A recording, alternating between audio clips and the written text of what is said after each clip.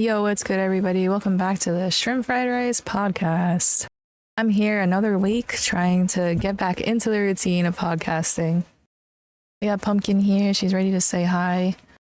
I hope she's not going to push any buttons this week. Excuse my mouth. I have a cough drop under my tongue right now because I'm talking. But I have a little bit of a sore throat. I've been having post-nasal drip. I think it's just how dry the air has been. With this winter weather, I have like 11% humidity in my room, according to my thermostat, because it's just so dry. And that's, I'm sorry. And that's with the humidifier on. I don't mean to cough into my mic. I hate doing that. So, something new about me. I don't think was in the last podcast. My hair is a little different. It's a little bit hard to tell right now just because of my lighting in my room, so I'll flash a little bit of a light on it. I don't think you can even see it now, but I dyed all my blonde parts blue, and it's a dark blue, so it kind of blends a little bit with my dark brown hair. Believe it or not, my hair is brown. I have chestnut brown hair, and it's just another something that I wanted to do to help heal my middle school / high school self. I've been on this journey. Yes, Pumpkin. Been on this journey of self-healing since I started streaming for the past couple of years. And since I've been podcasting, I've talked about a lot of it, I think. And if not, you can go over to my Twitch VODs on my other YouTube channel.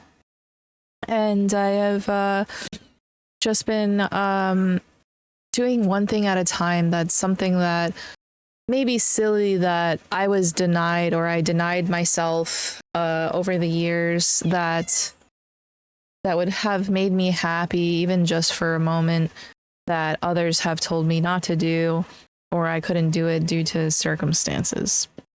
Now, I'm not trying to say you should divulge in all things that you can do and wish, so don't take my word as that. But I feel like, some of those moments that people have told you to don't do this because of this, and it's either societal norms or because of people's judgments or because people will judge you or may judge you, the what ifs that always happen in our society, that people are scared of or fearful of or worried of. And we've come a long way to 2026 from growing up. And I will say, back when I was in middle school and high school, it was a lot harder to express yourself in different ways, whether it was the clothes you would wear, or the makeup, or your hair, or the dyeing your hair. There was a lot of people very judgmental. And I will say, growing up in the Catholic Church, and I'm not blaming all of them because it's people that are non-Catholics as well, but God forbid you would wear something out of the norm, or something like ripped jeans in a church. They would judge you or give you dirty looks or tell you you're not welcome, and dye your hair a crazy color or paint your nails black. It's seen as sinful, even though some of these things aren't actually sins. So, growing up Catholic, these people who would act on those simple things would steer me away from my faith, because it made me believe that I was unwelcome in a place that I would call home. And thankfully, I did find Christian church through this girl, Catherine, that I went to school with, that lived a block away from me. And her family was going there, and they brought me and my mom there, and we became Christian. And I feel like sometimes I'm torn between two faiths that are one and the same, because there are so many differences. And I've been kind of balancing on a pole between the two, I feel like, most of my life. And I feel like, Catholic guilt in some instances of being a Christian, and sometimes I should do the rosary, and I feel like I shouldn't be doing it. And I'm like, should I not be praying to Mary, or should I be praying to Mary? And I don't know. And then I don't pray at all for times for months and years. I hadn't prayed over my food or before bed like I should be. I just sometimes pray throughout the day, or I don't. And I feel like this year I've been trying to get closer in my faith and start over from before middle school and high school, because I had a fearlessness in my faith that was lost due to judgment. And besides faith, it's also unrelated to growing up and turning into a teenager and a preteen and all of that, and being exposed to other kids' judgments as well, not just people in the church, but in my own school, in my neighborhood, and activities that I was involved in. There's a lot of people that just judge you, and it's just unfair. But I know my mom never wanted me to dye my hair, not just because it's, you know, a big deal, like, oh, your hair's blue and it doesn't look right, but because of the fact because she didn't want me to like ruin it either. But I remember, I'm laughing because I'm just trying to remember. I remember when I was in middle school, I was going through my emo phase because I was going through a lot, not just hormonal changes, but, you know, being bullied, and had, you know, a really hard home life, and being poor and not having the right clothes for whatever occasion. And all my clothes are secondhand from thrift stores, or passed down from my sister or from my cousins.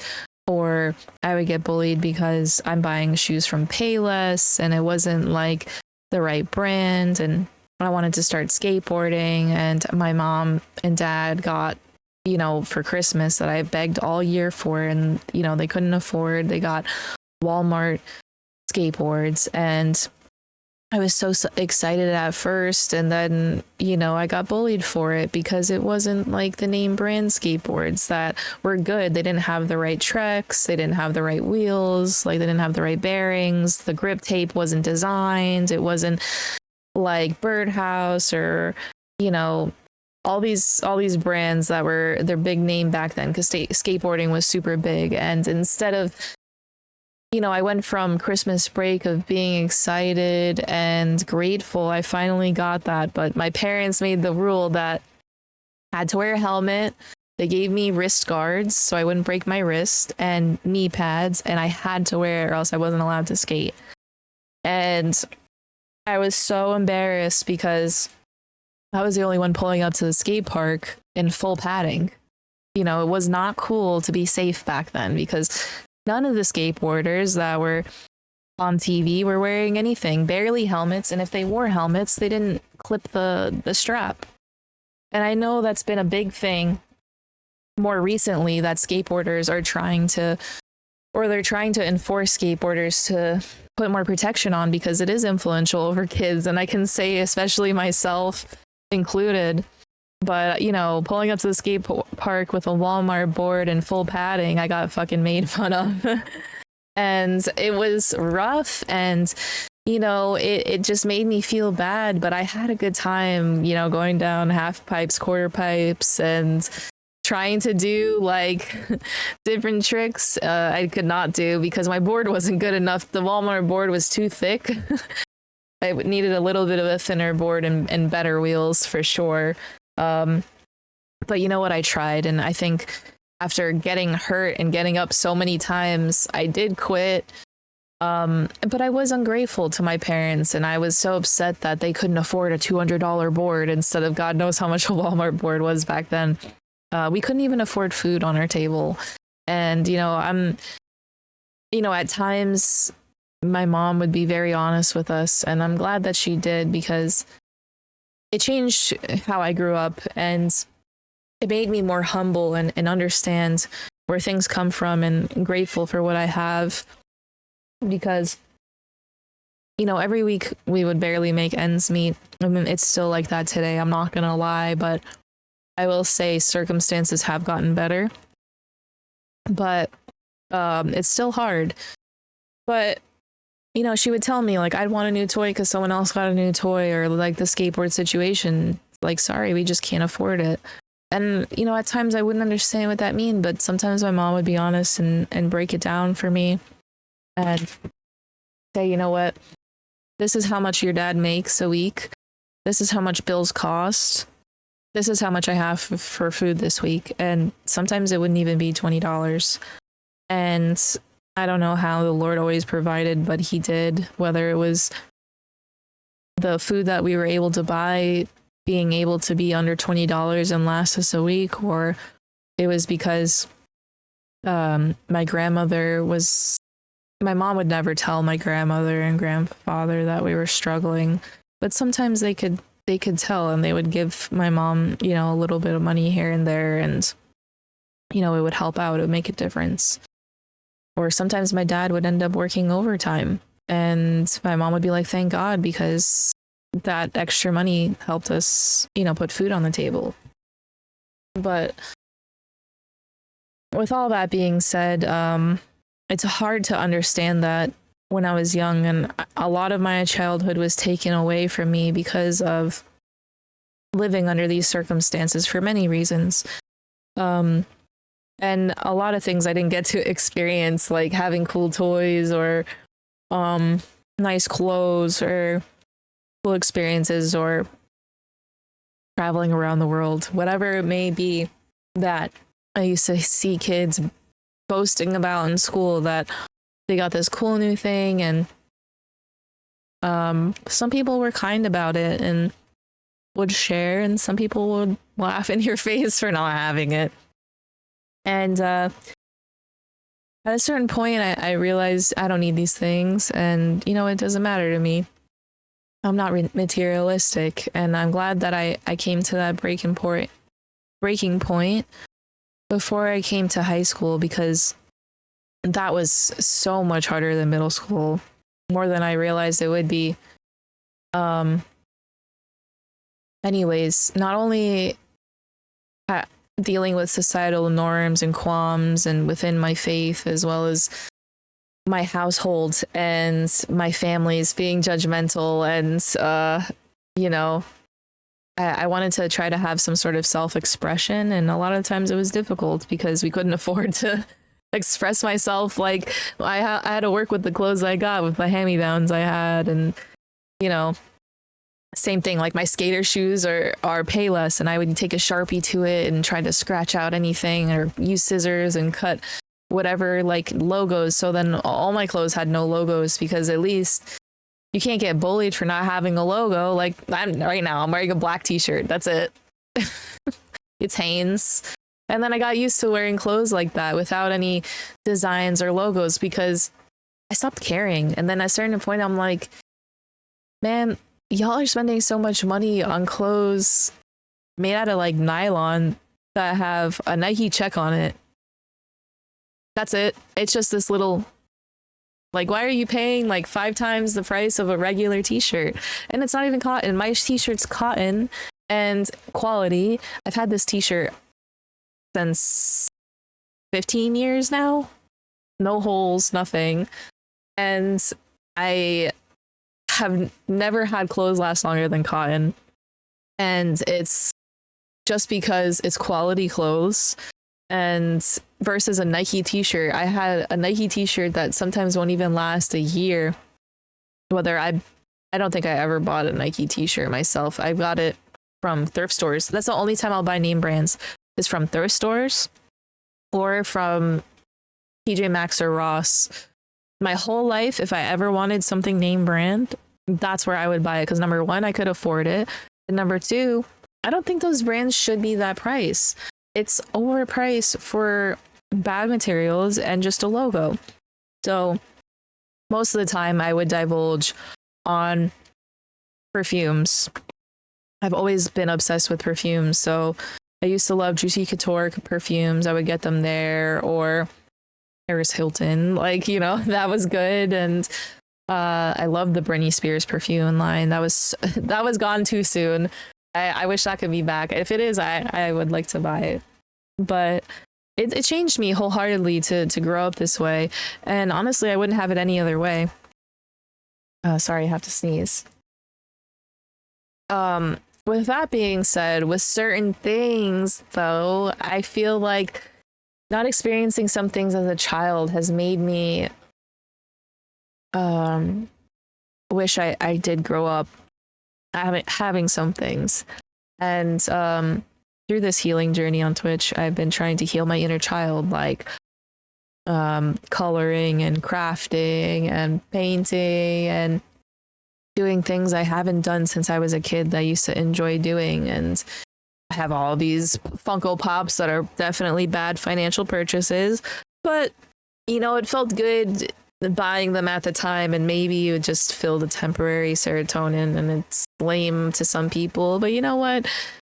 I got excited that I started watching anime, because I never watched anime because people who watched anime got bullied, and I had so many reasons to already be bullied for. I was like, man, let's not add that to the list. And I didn't start watching anime until the pandemic happened, and then I started getting these Funko Pops for like all these animes I was watching in shows and stuff. And I don't know, it kind of was like a little, not like reward, but like a little like piece of the show and me. Like it kind of just feels like a little bit of a reflection of my healing journey in a way.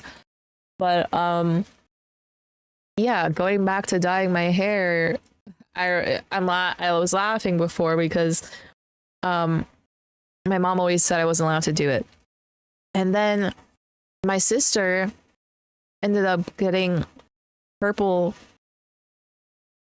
hair around the same time, but she did like the Frankenstein's wife thing, like just like the sideburns, I think, blonde, and then I think she did purple or whatever. Like we all worked since we were kids. I was babysitting my whole life, my brother for free, and then at 11 I started making money from it from my neighbors by babysitting their kids. I was very, very mature for my age, because 11 sounds crazy because I see some of these kids that can't even take care of themselves by, you know, dressing themselves or putting on their own shoes at 11 that I've babysat, but let alone a kid watching another kid alone. But yeah, that's how responsible I was, and you know, not childish at that age. And yeah, so sorry, I have an alarm on because I have to get ready for work. What was I saying? Oh, I begged my sister to dye my hair, and she's like, Mom's gonna be so mad. And I was like, I've been wanting to go blue for so long. And she's like, Mom will freak out. I'll just do the back of your hair. And that was my Tumblr girl era. So like I was super emo and depressed, and I was like, I wanna look emo. I wanted the haircut too, but I couldn't get it. Every time I would go to get a haircut, we would go to Great Clips. They wouldn't do it. I would be like, I want to look like this, and it was like the scene girls with like the crazy hair, and I burnt my hair to a crisp, and I wanted it to look like that so bad, and they'd be like, okay. And they would mess it up every time, so much that I had trust issues. I didn't cut my hair. Literally, the whole time I was in high school, my hair grew down past my butt because I was so traumatized from how many messed up haircuts I had from elementary school to middle school, from wanting to get Alice's haircut. Like, that was my first traumatizing haircut. No, that's a lie. My first wait, hold on. The first traumatizing haircut was, I think in 2nd or 3rd grade, I found out about kids having cancer. And that was because this girl that my dad used to play softball recreationally with a bunch of guys, and I would go there every Sunday with him. And this one girl who would come, her dad that would play softball, I think, or it was her dad or her uncle, she had cancer, and I didn't know. I'd play with her, and she always had a hat on, and she had a wig attached to the hat, and I had no idea it was a wig. I didn't even know wigs were a thing. And it was so hot one day in the Florida sun. It was over 100 degrees, sun beating on us. There's no shade. And I think she like took her hat off for a second, and I was like she's bald. And I said, what happened? I thought that was your hair. Like, and then she told me it was a wig, and I didn't know what that meant. And she's like, it's fake hair. And I said, I didn't know you didn't have hair. Did you shave it off? And she's like, no, I have cancer. And I didn't know what that meant. And she's like, I'm sick. And, you know, I don't know if she was getting treatments at the time. And I went home and I was so upset about it, learning about this. And I didn't know what I could do to help because I had long hair down past my butt. And I was like, this girl doesn't even have hair. I want to give her hair or something. And that wasn't something I could do. But they had locks of love back then, which now apparently wasn't much of a help. So I've heard. I don't know what the tea is on that. But I cut over 16 inches of hair or more. And I told them I wanted to go bald too. Like, and my mom was like, no, the shortest you can go is up to your ears. So they gave me this fuck ass bob, the worst bob you ever saw in your life. And I wanted them to go so short that they ended up shaving the back of my head. So my bob went like up to here, I think. And then they shaved the whole back of my head. That was like probably a 2 or a 3, like with buzzers. And I loved it. I thought it was the most freeing feeling I ever had was having that bob. Okay. And I'm trying to think when that was. I think it was 2nd or 3rd grade. And I got bullied every single day for looking like a boy. I didn't even think I looked like a boy. I had the hair in the front, but from the back, I looked like a boy. And that's because I wasn't wearing dresses to school. We had to wear shorts or long pants to school. And I had a pink backpack, but all the boys would make fun of me for being a boy with a pink backpack, and the girls would make fun of me for looking like a boy. It was rough. And all I wanted to do was something nice for kids with cancer. And yeah, that was like a defining moment. But then my hair grew out, and I think by the time I had a couple bad haircuts in between, and by the time I was in 5th grade, I wanted to cut my hair like Alice. And they did almost something similar where they chopped it to here and did some weird fringe, and then they cut the back of my hair too short. And they're like, oh, you just have to like style it with like gel. And if you style it like this with all your hair, it will make that swoopy thing like Alice's hair. So like basically it just looked like the back of my head was spiky, which is the funniest thing.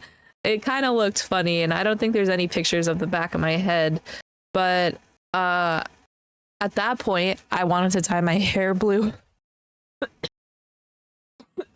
Sorry.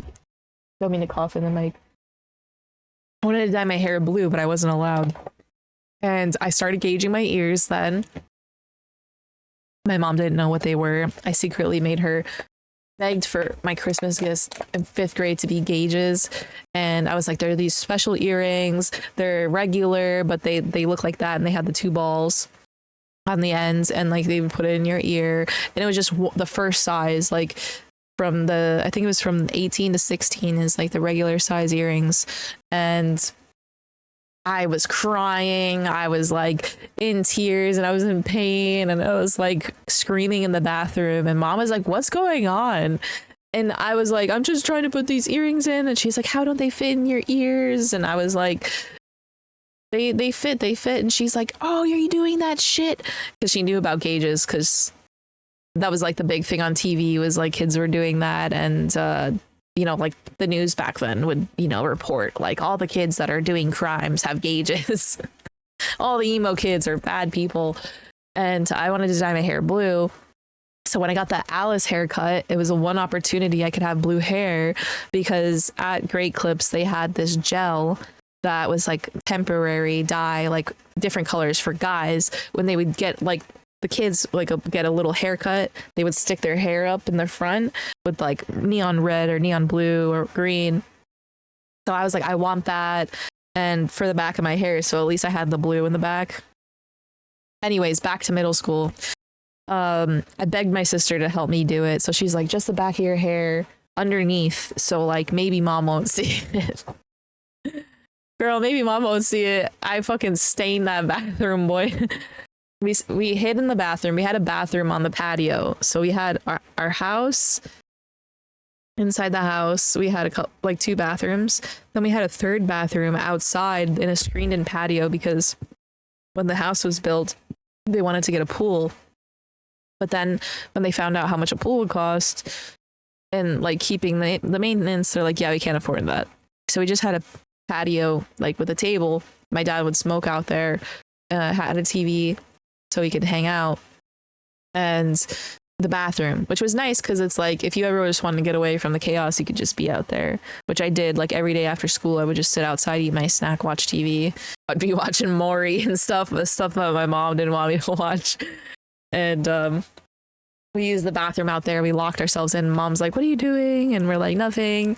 And so came out with blue hair. My mom was pissed.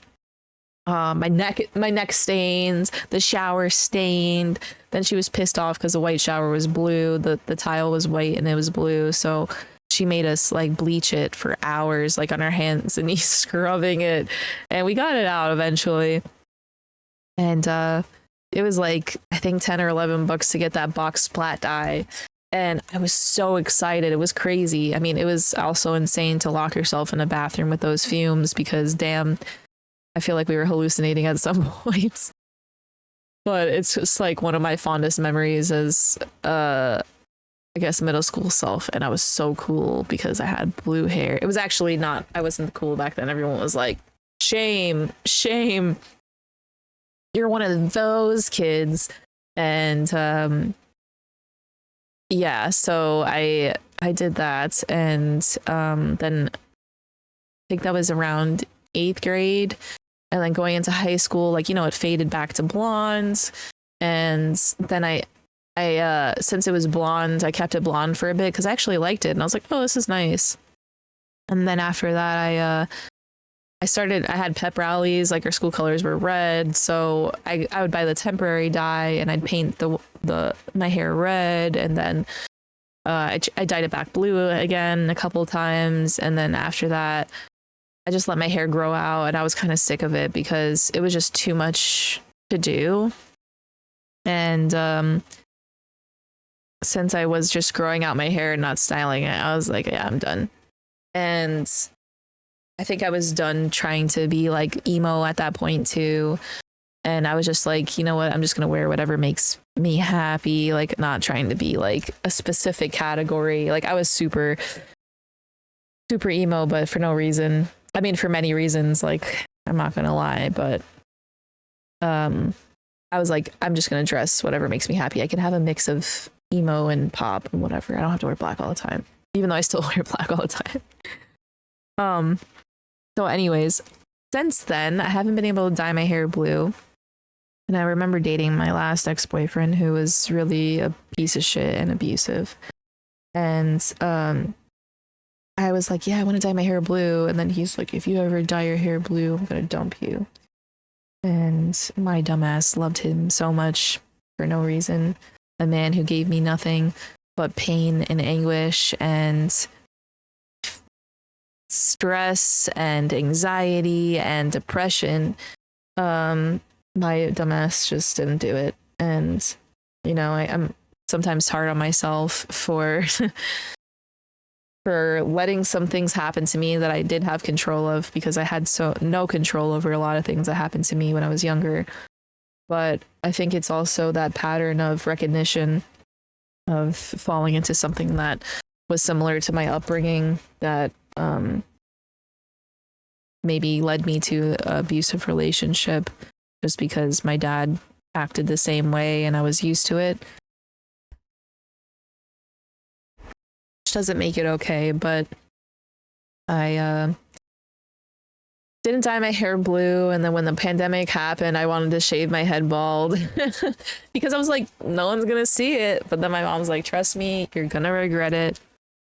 low key, I wish I did it just to say I did it, because I would have bleached my scalp blonde and then I would have done like pink and crazy colors, but I think I would have forever ruined my hair because I would have not used the right chemicals. But in between that time of the pandemic and being in that relationship, I was like, I want to go platinum blonde, and dyed my entire head instead of the back of my head like I had before, blonde. And it looked terrible for years and years, and no one said anything except for my sister, which hurt me because everyone said it looked good. Which, who knows, they were probably being two-faced. And now looking back on pictures, I know that shit looked terrible because I needed to tone the fuck out of my hair, but I was too poor and I just kept dyeing it blonde, and nobody was like, hey babes, you need toner. This one girl that was my ex's brother's ex-girlfriend now, she was in beauty school and was helping me dye my hair, and never once did she be like, girl, tone your hair, because she didn't know, and she was fucking ruining it. By the time my hair was done being blonde, because I ended up dyeing it black after that, my hair could stretch. Like, it was like breaking, it was dead, and like literally if you brushed your hair, it would like pulling slime. I don't know how to describe it other than that. And that is so bad. Like, it was so bad. So thankfully I got a Groupon. Well, this is the backstory. My sister was getting married and she's like, your hair looks like shit. I don't want your hair to look like that for my wedding pictures. You need to dye it back brown.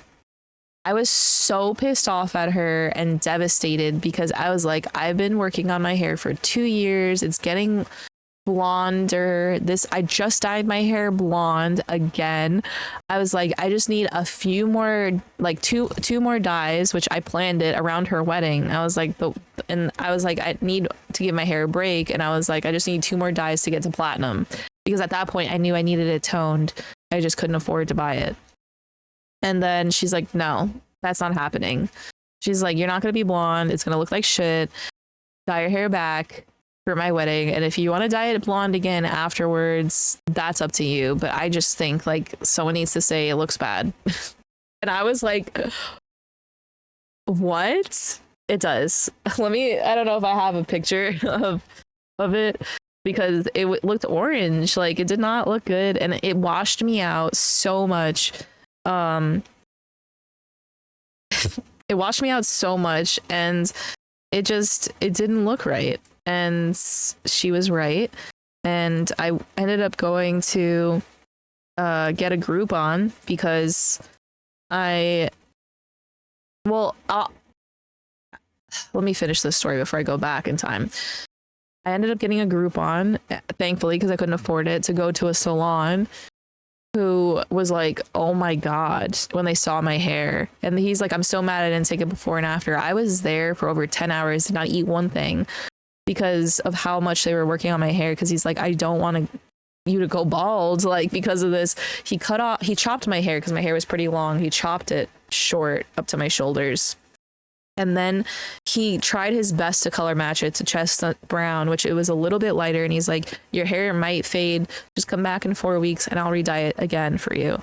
And he was like, this is not on the Groupon. But like, he gave me a really good deal. I ended up paying more and I couldn't afford it. But I was like, you know what? I don't want my hair to break, because he's like, you have to do all these treatments to your hair. Like, it's dying. Like, look at this. So he did it. He saved my hair, rescued it from the trenches, and I was traumatized after that. So he chopped it up to here. So from here to here was what was literally scalp to ends. What was left that was blonde and re-dyed. And then he re-dyed it again the second time a few weeks later. It was healthy after that. Everyone's like, wow, your hair looks great. Went to my sister's wedding. My hair grew out by then, a little bit longer, I think. And we were all good. I was still kind of low-key upset about it. And then after having my hair brown again, I was like, you know what? I never want to dye my hair blonde again because I didn't do the right thing. If I dye my hair blonde again, I'm going to go to a salon because it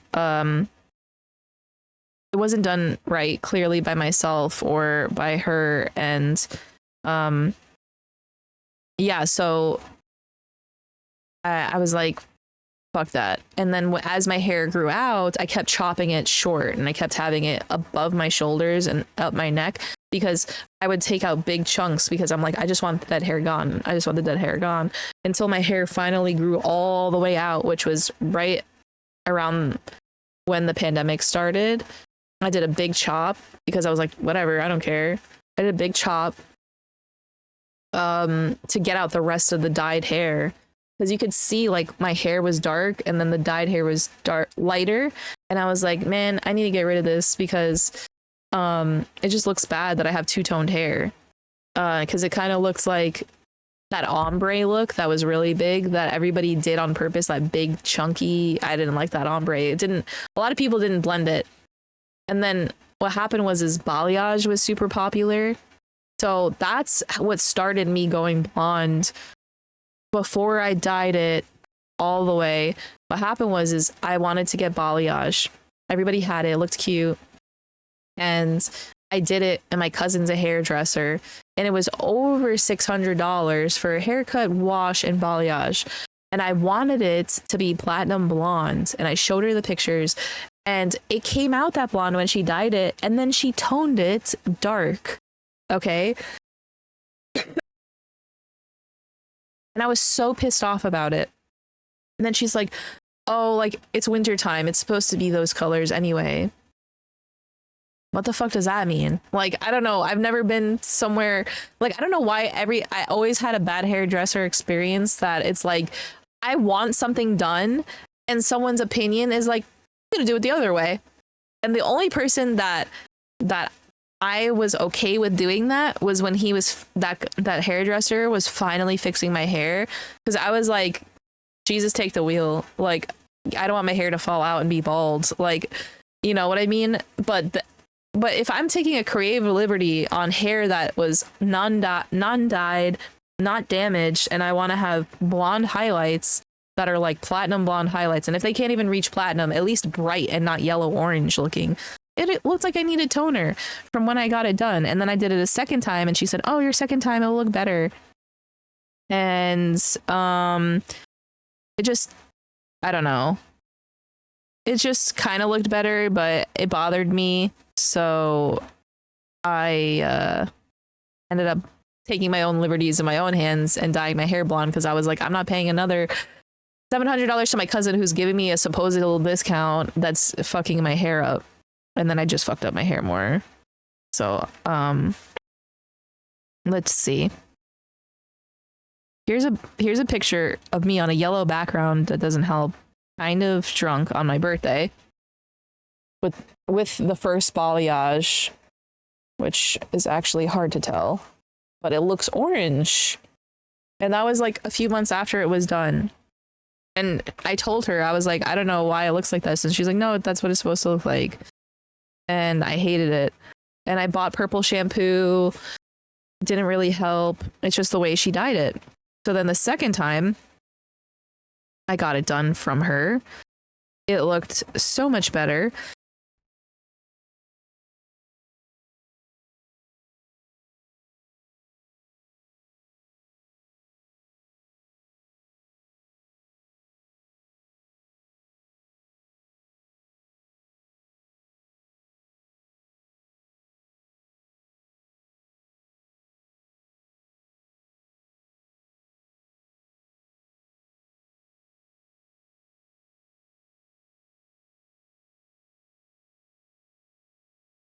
I'm muted this whole time. Sorry. Geez, I was saying the first, I don't know how far I got, but the first time was really dark. It needed to be toned. I got purple shampoo. It didn't help. My cousin didn't want to retone it because she said it was supposed to look that color. The second time I did it, I dyed it with her again. Oh, you know, costing over $600. And I said, this is the same day that I got it dyed. I went to this firefighter event, and wow,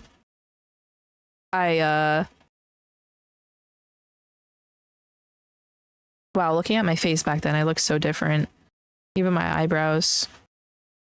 Anyways, this is a dark photo, but this picture, it was like I just came from the salon, and then went to this event, and it was a dinner, and it was so much more blonder, and I was happier. But another thing, my eyebrows, I used to get bullied for them being so thick. Pumpkin, what are you doing? Chill.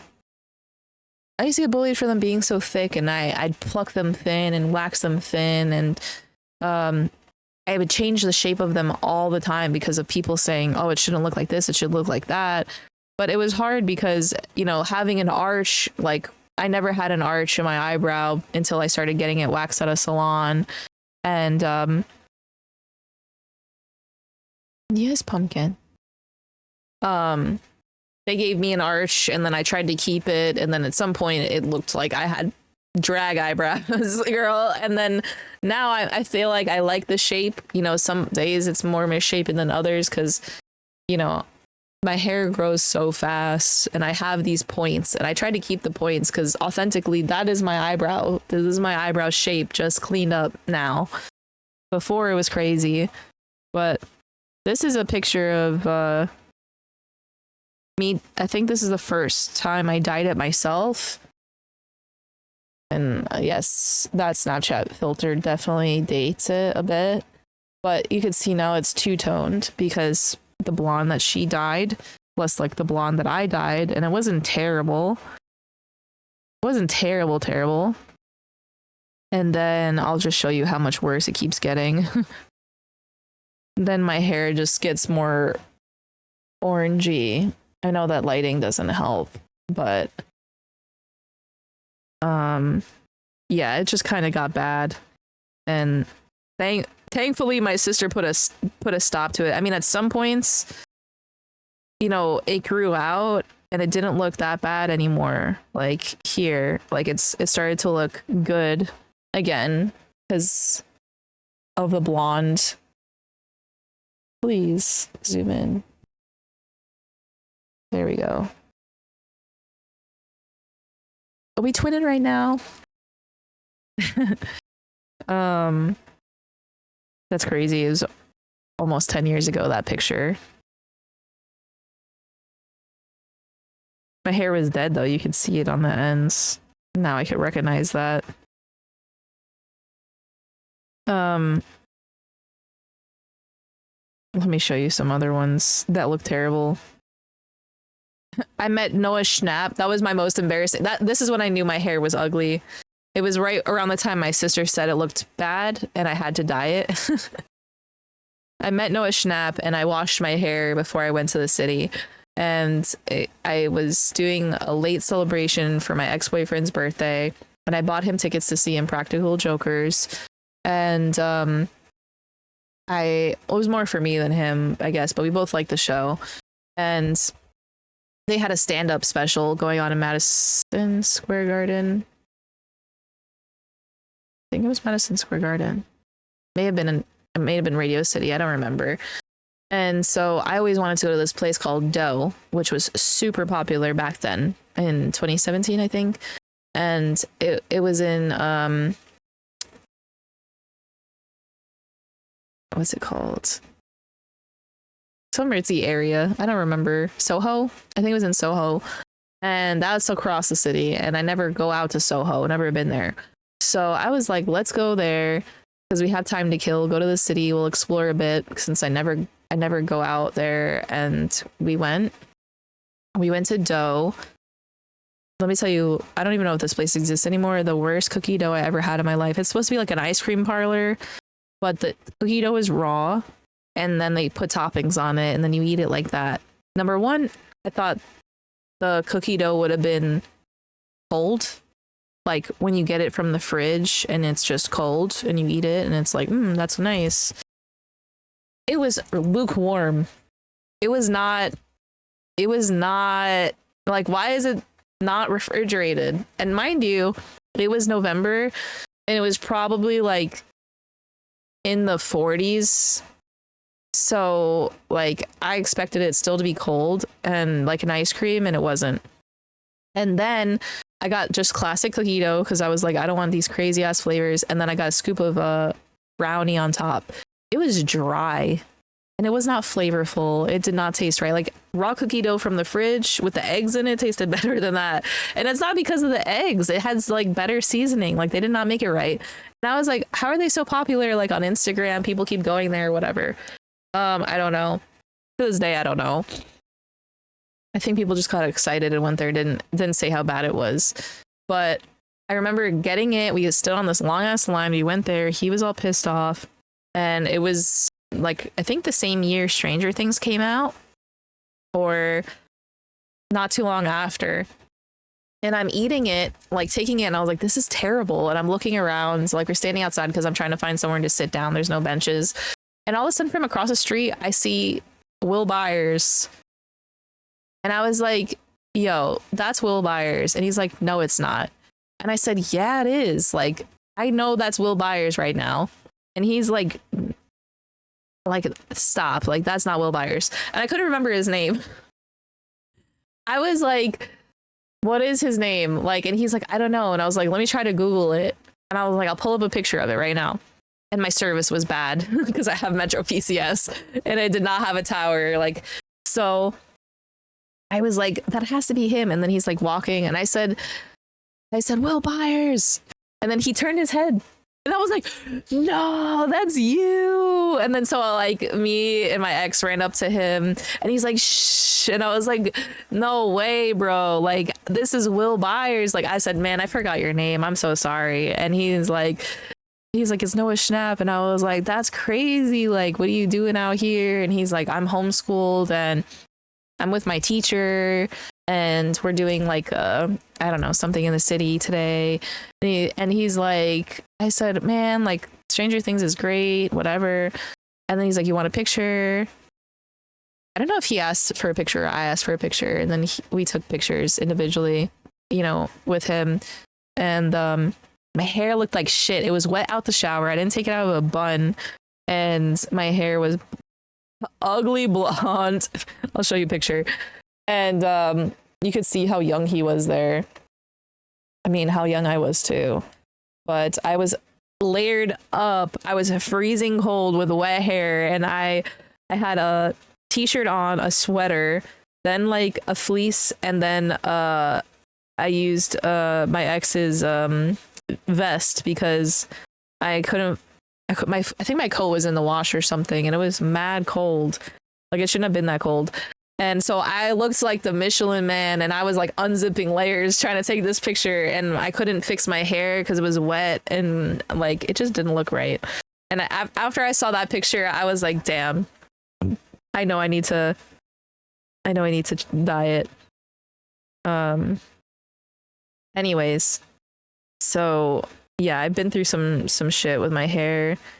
This is when it started to grow out, and I think at that point I should have you could see like it was orange, and I was like, I should have just stopped. I should have re-dyed it then, and I think I went blonde again after that.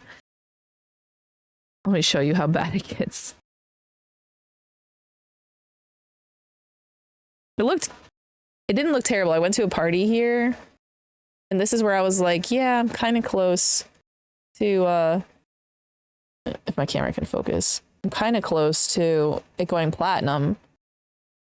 But you see how pale I look? It washed me out terribly. Besides the filter.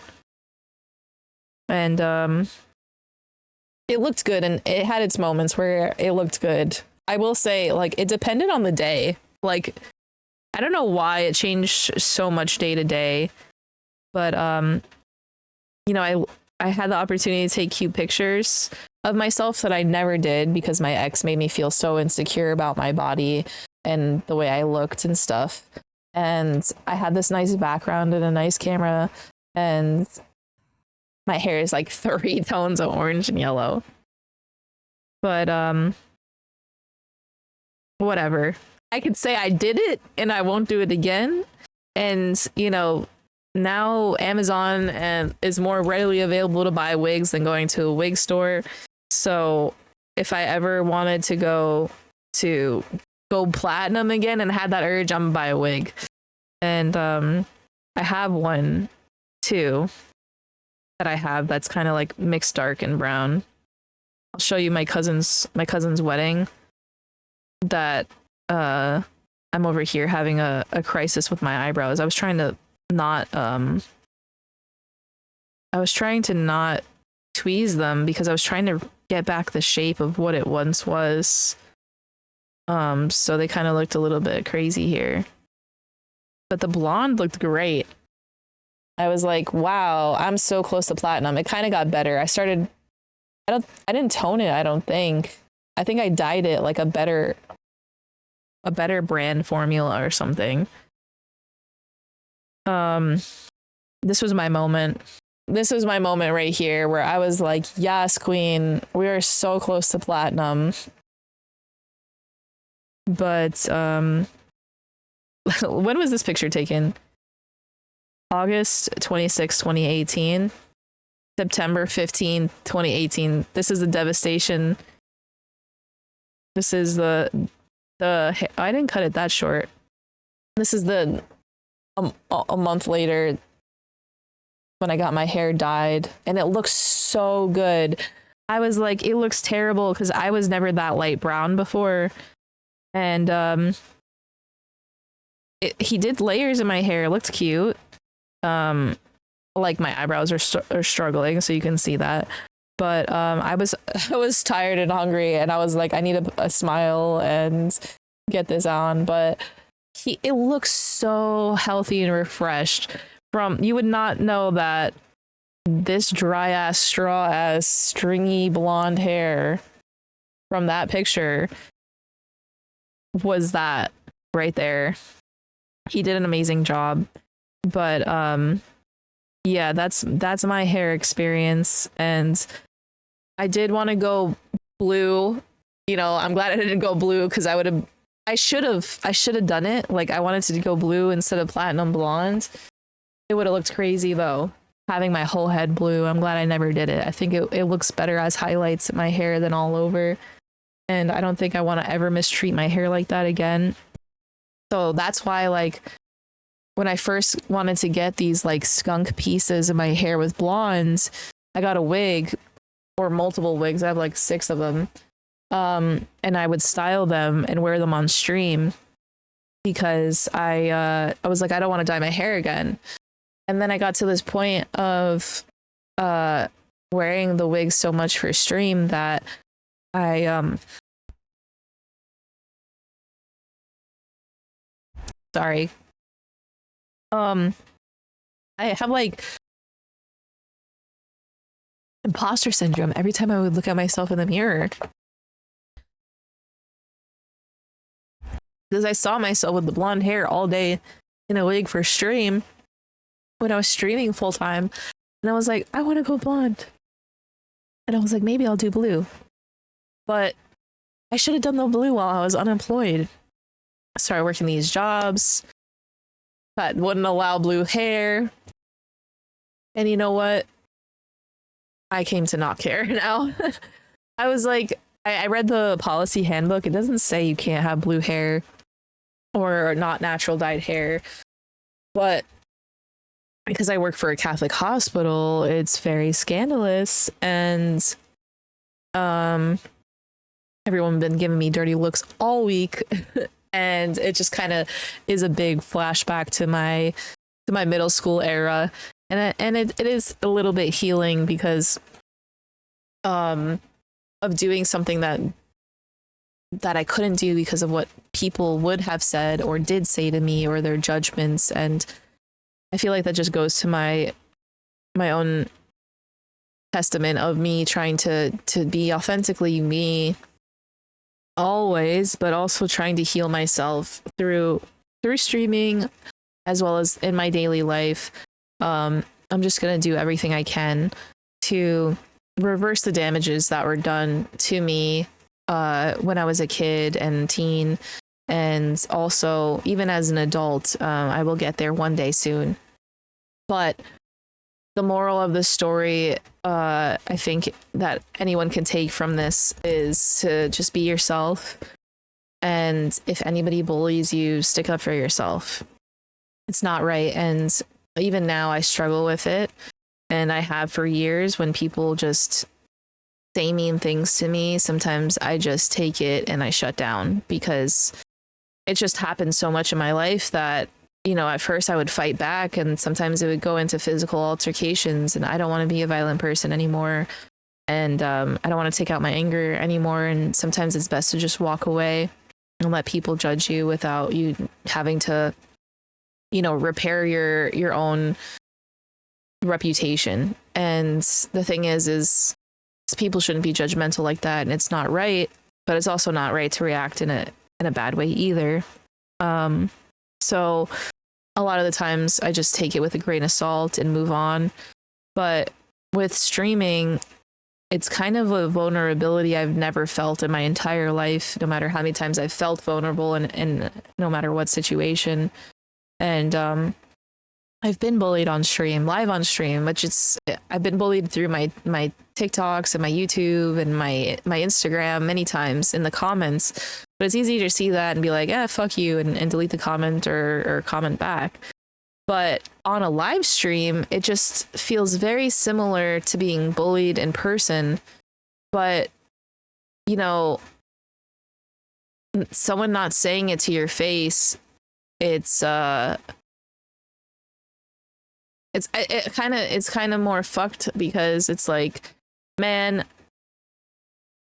you know, I used to have a comeback, you know, and that's the bad part of me. You know, I used to be like, man, you fucking fat anyways, bitch. Like, you're gonna talk shit about me, like, you know, which isn't right to say, or like, oh, you got fucking whatever. And I would comment on their appearance. If they're gonna comment on mine, I'm gonna comment on theirs, which wasn't right, because everybody comes in all shapes and sizes, and a lot of people can't help what they look like. And I think that's why they project their own insecurities on others and make them feel like shit, because maybe they're getting that from other people and at home.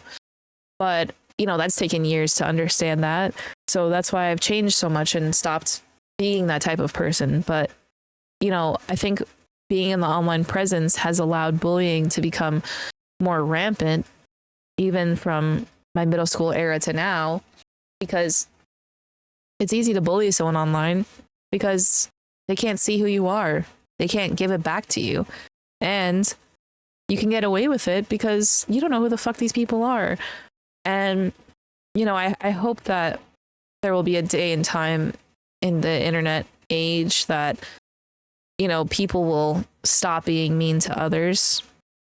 But who knows? I mean, it's, you know, the internet. But with that being said, even if it never stops happening, I hope that each day that it does happen to me, I learn from it and I let it just brush off me. Just, that's it, you know, like I do in real life. I've come better to handle it in the real world. I hope I come better to handle it online. And it's easier said than done. And I was talking about it in my last stream. There's this guy who used to follow me in my streams and try to act like my friends and was nice sometimes and mean other times. And he had some sort of, you know, manipulation tactics. And he'd want to play games with me. And because I was first starting streaming, I would play games with anybody. I was like, yeah, whatever.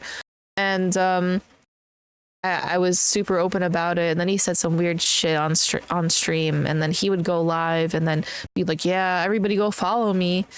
And I'd be like, you know, it's kind of weird. Like, you're trying to like siphon my viewers right now. But like, the thing is like, I don't mind, you know, co-streaming with somebody, but like the whole time we're gaming, you got to say that. It's kind of like, let's just enjoy the moment. Like, we can you know, play games together. And of course you're going to get a shout out and go follow him. But it's like, you don't got to like say it all the time, you know? And that kind of bothered me. And then, you know, if I was late to stream, because I tried to religiously stream Monday through Friday at 9:30 Eastern, and I tried not to be a minute late, and people were waiting on me, not just him. He would be talking shit in my comments before I even went live, saying how much of a shitty streamer I am for starting late and having people wait and blah, blah, blah. Who do I think I am? And then he started commenting on my appearance, like what I would wear, like what I look like, or if I didn't wear makeup, he'd say I looked like shit. And I'd be like, who the fuck is this guy? Like, and then I stopped, you know, gaming with him because I'm like, you know, this is fucking weird. Like, I can't let this guy, like, I went to, when I first started streaming, I didn't have boundaries because I didn't know what boundaries to set because I just always wanted to make it. Since day one, I just wanted to have viewers, followers, subscribers. I wanted to have a voice and I wanted it to be out there. And I didn't know how to get there. And unfortunately, I was walked all over because of it in many circumstances because I would let people be mean to me because I would be like, well, you know, they're watching my stream. What kind of stupid ass mentality is that? Because I'm gonna lose a viewer if I ban him, then I can't have another viewer. And then he knows a group of people that are in my streams that are coming that are watching it too. So if I ban him, then I'm losing not just one viewer, I'm losing 10 to 15 viewers. So I recalculated all this and I was just trying to deal with it, you know, and I got to this breaking point of where I couldn't deal with his bullying anymore. And I was like, I can't do this. Like he's making me not want to stream. I had really bad acne back then because I had PCOS my whole life and I struggled with that mentally, emotionally, physically. And I had really bad acne after I got off birth control. I took birth control for over 10 years and I stopped taking it because it was making me severely depressed, suicidal, anxious, and also affecting a lot of things with my health. I didn't realize at the time. It started to give me stroke symptoms and I was hospitalized because of it. And I was like, I'm not taking this anymore. It's not good for me. And then after that, I realized I had brain fog and I was forgetting stuff all the time. And that like cleared away, like that feeling. And I was like, oh my God, I could think clearly. And I stopped feeling so depressed and I stopped like feeling anxious all the time. And it all came from birth control. And I know people take it to help them for a lot of things, but if you don't need to take it, I wouldn't take it. And I don't think anybody really needs to take it. There's other forms of birth control, but I had to take it for PCOS because my hormones were so off. And, you know, they claim it's a preventative for cancer. And I was scared to have cancer because somebody in my family has died of cancer. But genetically speaking, the risk of cancer is so low to how high having a stroke is. But I literally took the risk and I shouldn't have. And it affected my life very negatively. And when I finally got off birth control, my hormones were like, what is going on? And freaking out. Like, it was like my middle school self all over again. And I had to go through puberty again. Like, it was terrible. My acne was cystic acne all over my face, all over my forehead, on my shoulders, on my back, on my chest. I was in pain all the time. I was embarrassed. I didn't want to show my face. And I just started streaming and I was just trying to get comfortable in front of the camera. And now my face is freaking out because it's going through this cycle of hormone changes it hasn't had in over 10 years. So I had such bad acne and he was bullying me for my acne. And there was the one stream where it was my breaking point where he was like, you look like you have ringworm on your face. And I just banned him. I didn't say anything. I ended stream and I just started it. Or maybe I paused it for a long time. I think I actually put on the BRB screen for a while, like probably 10 minutes because I was crying to compose myself. I silently just banned him off Discord. I banned him off Instagram. I banned him off everything like during that time period of like being upset. Went to the bathroom, put water on my face to wipe away my tears, took a deep breath, and I shakily finished my stream. And that was my breaking point. And I promised myself I would never let someone make me feel so bad, especially someone I don't know. It shouldn't come from anyone you know, but let it affect me like that again, to where it makes me feel so personal. And yes, I was going through acne. Did it look like ringworm? No. Should he have said something like that? No. Was it right? No. But maybe it had to happen for me to finally wake up and set some boundaries in my streams and in my comment sections, but it's something that forever changed me, and I never called him out on it except for my last stream of who did it to me. Because one of my viewers during that time, he was one of my friends too, actively in my stream all the time. He would give subs to people and give me bits, which was kind of him. I thought he was one of my friends. He was there, didn't say anything. How many times he bullied me and I deleted the comments, and he was there and didn't say anything, and he knew what was going on. And, you know, I thought he was my friend, and I was kind of hurt by it. And I was always in his streams, he was always in mine, and we were supporting each other. And when that happened, I didn't say anything, but that guy, he was talking shit about me to all that group of people that used to be in my stream. They wouldn't show up to my streams anymore, which is fine. They don't have to. But the thing is like talking shit about me. I don't know why he was just talking mad shit on and on and on. And so many people's chats about me saying I was a fake friend. I banned him for no reason, making up shit that I said that I'd never said. I never addressed it because I didn't even care about these people. These people made it seem like they were my brothers for life. Like they were my number one viewer and friend from the start. They weren't there from the beginning. They didn't see everything I went through. They were there from the beginning, but like not from day one. And it was nice to have a group of people that I met that were small streamers that were struggling. But he always made me feel guilty. He always was like guilt tripping me and being like, oh, you're an affiliate. You never raid to people who aren't affiliates. And I was like, yes, I do. I end my stream every night and I raid to a new person. I'm not trying to raid to the same person. He's like, oh, you never raid to me.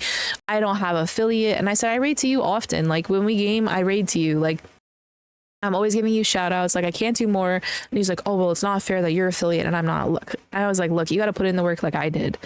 I put in the work, you got to put in the work. If you can't make affiliate, that's on you. Like I can't do it for you. You have to do it for yourself like I did. And he would get pissed off at me for it. And then he would get like just keep guilt tripping like all these groups of people saying like he wanted to be affiliate so bad and fuck streaming, fuck the streaming community because, you know, everybody's doing favorites. Then he tried to say people were racist because of it. And I was like, nobody even knows your race, man. You don't even come on cam. Like, first of all. Second of all, it has nothing to do with that. Like there's no favoritism when it came to these groups. People are literally going to streams they're attracted to. Like that's how it works. It has nothing to do with anything else. And that's what I've been saying since day one. There's no competition. There's no hate. There's no qualms towards anybody.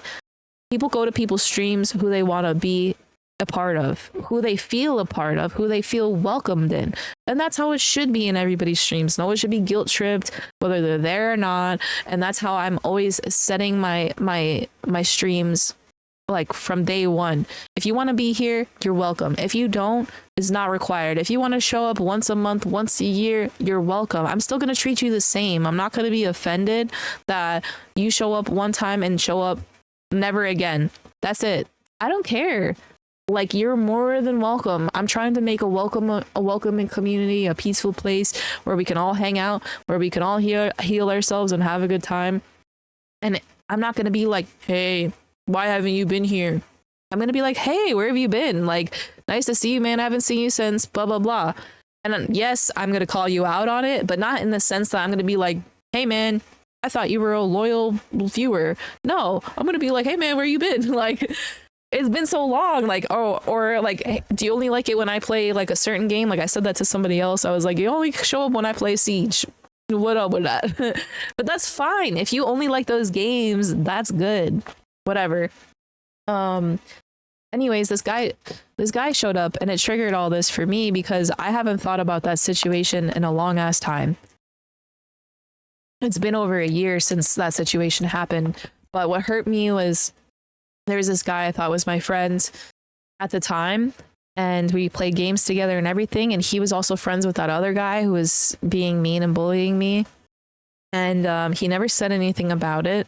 And the night that it happened, after I ended stream, I sent him a voice message saying like I banned him. The reason I banned him, it's not the first time he said this, I don't think it's right or whatever.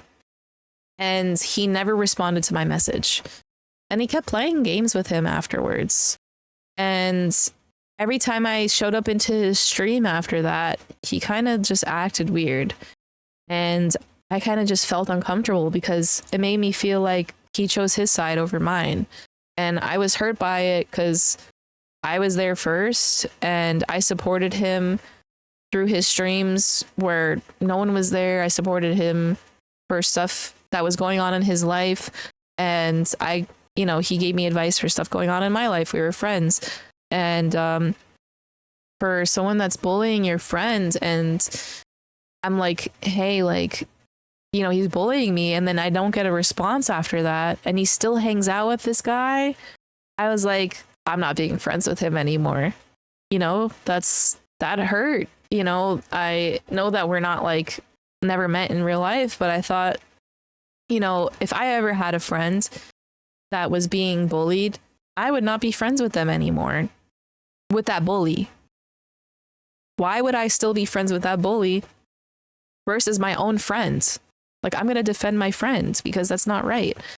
I've always been that way because I've been bullied and I've had friends that did that to me, just like that guy did it to me. They saw me being bullied and then was friends with that girl or guy still after, and I didn't fuck with them anymore. And then they'd talk shit about me together, and then they'd be friends on the fact that they hated me for no reason.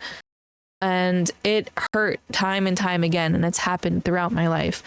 And to see that guy come into my stream, I called him out on it in the nicest way I could because I was, a little bit hurt by it.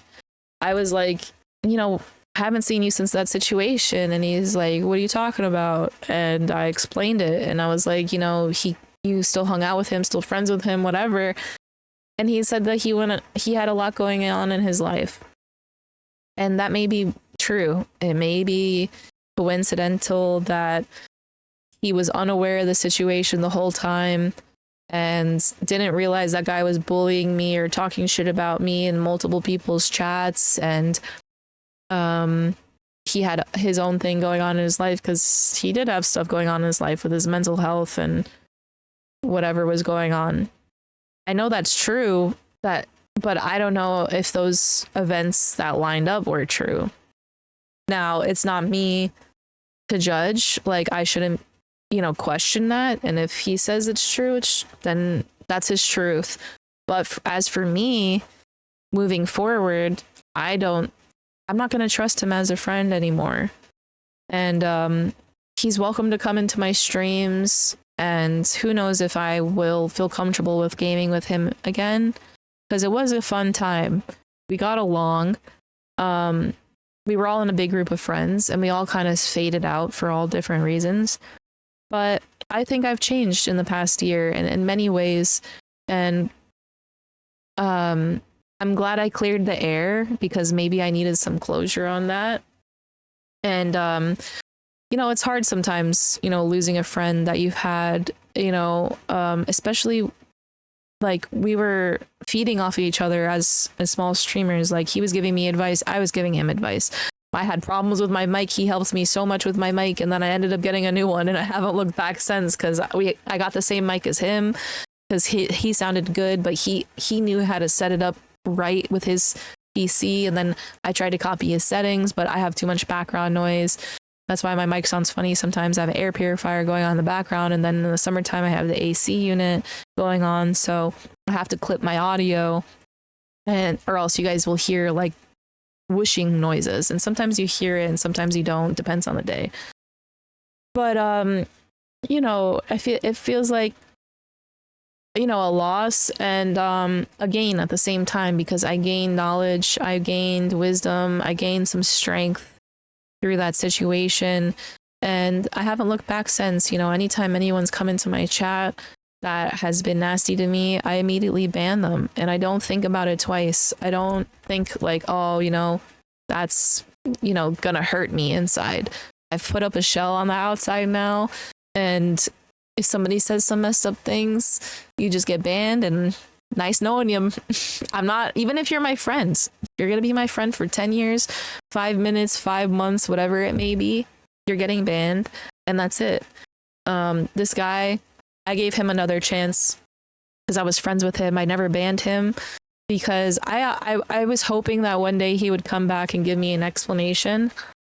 And I give sometimes people that were my friends the benefit of the doubt, like people that stopped being friends with me, like this girl from Florida. I'm still friends with her now. She was my best friend in middle school. We stopped being friends in high school.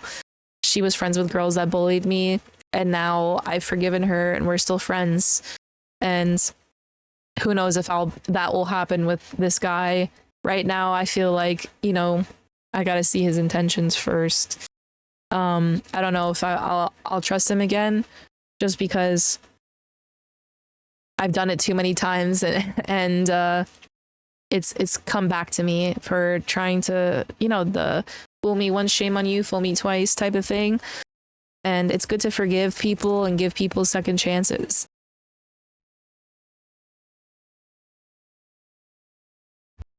It's good to forgive people and give people second chances that are your friends and family sometimes. But sometimes it comes back to bite you. And you never know what it may be. And right now, it's a little bit fresh, so I'm not making any definites. But it's nice to have closure of that situation. Even though I haven't thought about it in a while, of course, I knew that hopefully one day he would come back, and he has. So it's interesting to hear his response. And I was playing games, he was chatting, and we were going, back and forth, kind of like the old days. So it was kind of nice. I'm sorry, I don't mean to keep copying the mic. I'm trying to mute. But yeah, all in all, I think it's good to forgive people who've done you wrong, because at the end of the day, nobody's perfect. Everybody's a sinner. And if I can't forgive others, how can God and Jesus forgive me of my sins? That's how I see it now, and that's how much I've changed as a person over the years. Forgive and forget. I try. Sometimes I forgive and don't forget. And sometimes, in a sense, it may be good, because you got to remember, like, if something is off, remember that one time that thing happened. Yeah, maybe he didn't change. Maybe she didn't change, But with that being said, some people do change, and it's good to forget. I think it's situational. Take my advice with a grain of salt. I don't think all of my advice is good advice. I just like to share my experiences of what I'm going through, and how I'm handling it. Who knows, in 10 years I may look back at this and be like, man, that was shit advice. Why did you say that? Because things change with knowledge, time, wisdom, experience. But right now, this is the 2026 Kayla. This is what I'm going through and my experiences. But I hope if anything that I say on my streams or on my TikToks or whatever platforms I'm on, podcast and all, I hope anybody that hears my stuff that I've been through learns from it, and whatever that in whatever way that may be. And I hope you all gain confidence with whatever you do in life. I hope you guys gain strength for yourself, learn to stick up for yourself, in a kind way. It's okay to stick up for yourself kindly, and maybe it's just silently blocking someone without giving them an explanation. You don't have to always have that final say, and maybe they'll talk shit about you, but at the end of the day, you know who you are as a person. And those people that, let's say you have a group of friends and your whole group of friends leave you, maybe they'll come back, maybe they won't. But sometimes people see, oh, they weren't the bad person, that person was the bad person. Because I've experienced that too. And sometimes you may grow a good friendship from that. And sometimes you may grow a big lesson from that. And I think all of our experiences in life lead us to different places. And I think Elden Ring has taught me that, as well as my Bible teachings. I think Elden Ring's a perfect example of that, because when I first started playing that game, everybody's like, you don't have to fight anything. Everything is optional. Okay. But I wanted to learn because I wanted to experience every single game. Every part of that game, someone has worked on a little itty piece that has a puzzle piece, that has a puzzle piece, that has a puzzle piece to lead somewhere else. There's so many quests. There's so many ways you can take the game, how you can level yourself, what bosses you can fight, what bosses you can't fight. And it's all because of the steps that you take and the path that you take. And it's just like life. Your life changes with every breath that you take, with the steps that you take, and the moments that you have, and how you think about it and how you execute it. Because with knowledge comes wisdom, and so does experiences that give you knowledge and wisdom. And what you do with that information and how you take your path in life is how things will change for you.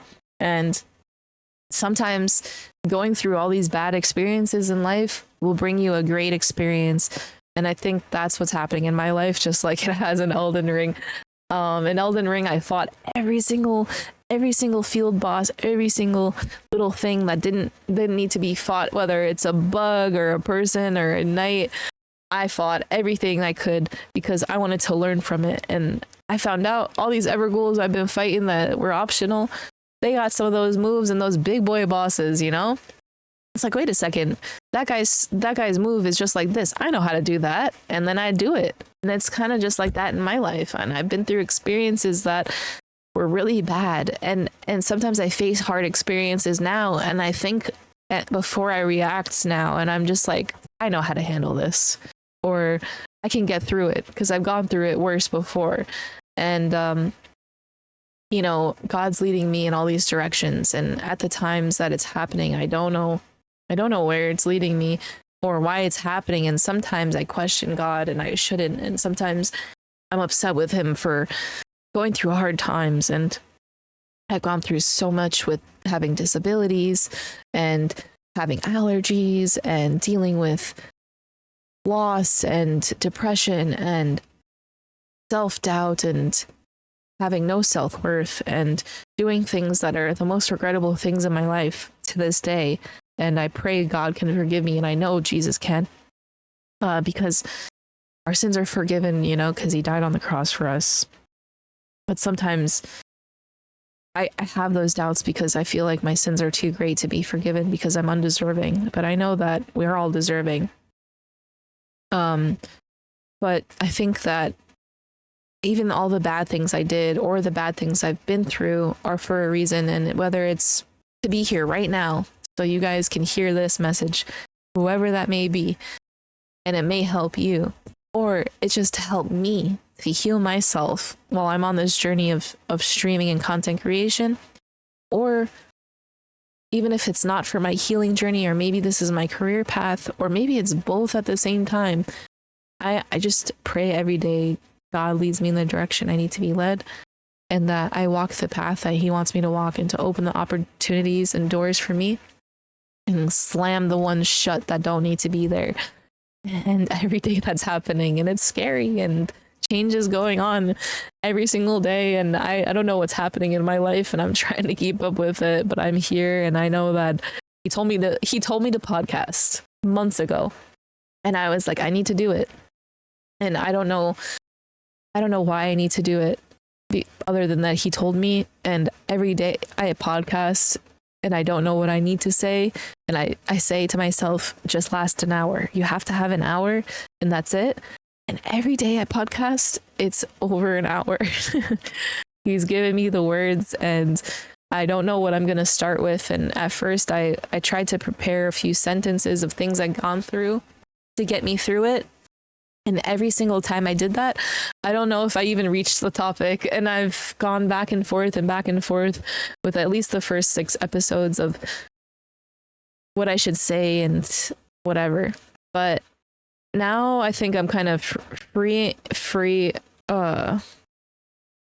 speeching it. I don't know how the words. I'm kind of hungry right now. I feel a little bit faint, so I'm losing my words. But now I'm just kind of just praying before it starts, and we got here from my hair dye. Think about how far we came from the hair dye to here right now. And maybe I'll repeat a few things because I don't have a structure and I don't have a script like other podcasters, and I have ADHD and I'm going back and forth, and I maybe didn't finish some things I started, but maybe I'll get back there in another podcast or in another stream. But I'm happy to share these parts of myself with you guys, and like I said, I hope you learn from it, and I hope I learn from it, and I hope that we all grow together and become better people and better followers of Christ, and make this world a better place. I think that's my goal right now, is to get stronger in my faith, to try to leave an impact of being a better human, a better person, and make this into a career. I'm just going to keep trying, and I'm going to give my full self into it. I know I keep saying I'm giving my 100%, but I'm going to give 2000%. I want to do that, whether it's telling you guys every bad thing that's ever happened to my life to show you I'm still standing, to show you I've been through pain and struggles and hardships and poverty and physical harm, and whether it's from my own doing or others who've done it to me. And I don't know if I will have the strength to go through what I went through, or if it's necessary to say, who knows what God will give me the strength to do. But I do know that many miracles have happened in my life, and it can happen in yours, and you just need more faith than a mustard seed. And I always heard that, and I never understood how big a mustard seed is. It's so tiny. It's like a crumb, and it's so small. And I never understood that meaning. And I saw the show, The House of David, and that changed my life forever. I heard the Bible story growing up, and seeing that show, it brought me to tears so many times. But just to see how much faith David had to slay the giant, and how little faith I've had in my own life for my own healing, that I knew God could heal me, but I didn't believe it for so many times in my life that I should have. And I've been healed many times from my allergies and my back. And I just want everybody to know it's possible. No matter what you're going through, it's possible to be healed from it. You just need to believe and have faith every single day. And just because it doesn't happen right now doesn't mean it won't happen. You just need to have faith every day and pray, ask for forgiveness, and it can be done. Okay, that is all for today. I need to have some lunch. I need to take a shower, and I need to go to work. So thank you all so much for watching. I pray that this reaches the people it needs to reach, whoever it may be. Thank you all so much for watching and listening. I'll see you on my other platforms, which is down below. Sorry for all my alarms. I gotta go. Check out my link tree in my bio for more of my socials, where you can see me when I'm not podcasting. Thank you all so much. I love you all. Stay safe out there. Have peace. And I appreciate you all. Thank you all so much. God bless. Bye.